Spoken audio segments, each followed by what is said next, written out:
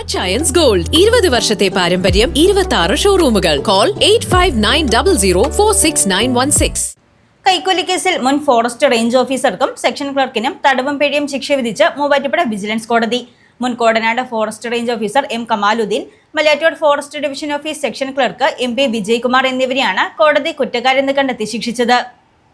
കൈക്കൂലി കേസിൽ മുൻ ഫോറസ്റ്റ് റേഞ്ച് ഓഫീസർക്കും സെക്ഷൻ ക്ലർക്കിനും തടവും പിഴയും ശിക്ഷ വിധിച്ച് മൂവാറ്റുപുഴ വിജിലൻസ് കോടതി. കേസിലെ 2ഉം 3ഉം പ്രതികളായ മുൻ കോടനാട് ഫോറസ്റ്റ് റേഞ്ച് ഓഫീസർ, കൊല്ലം പോളയത്തോട് സ്വദേശി M Kamaluddin, Malayattoor forest division office section clerk, Ernakulam Elambakappilly സ്വദേശി MP വിജയ്കുമാർ എന്നിവരെയാണ് കോടതി കുറ്റക്കാരെന്ന് കണ്ടെത്തി വിവിധ വകുപ്പുകൾ പ്രകാരം 8 വർഷം കഠിന തടവിനും 40,000 രൂപ പിഴയടയ്ക്കുന്നതിനും ശിക്ഷിച്ചത്. മൂവാറ്റുപുഴ വിജിലൻസ് കോടതി ജഡ്ജ് G രാജനാണ് പ്രതികളെ ശിക്ഷിച്ചത്.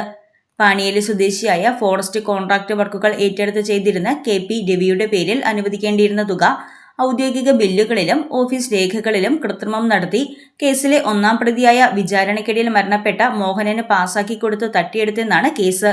2003 മുതൽ 2005 വരെയുള്ള കാലയളവിൽ കോടനാട് ഫോറസ്റ്റ് റേഞ്ച് പരിധിയിൽ നടപ്പിലാക്കിയ വനപരിപാലന പ്രവർത്തികൾ ഏറ്റെടുത്ത് നടത്തിയ പരാതിക്കാരന് ലഭിക്കേണ്ടിയിരുന്ന 24,012 രൂപയാണ് പ്രതികൾ തട്ടിയെടുത്തത്.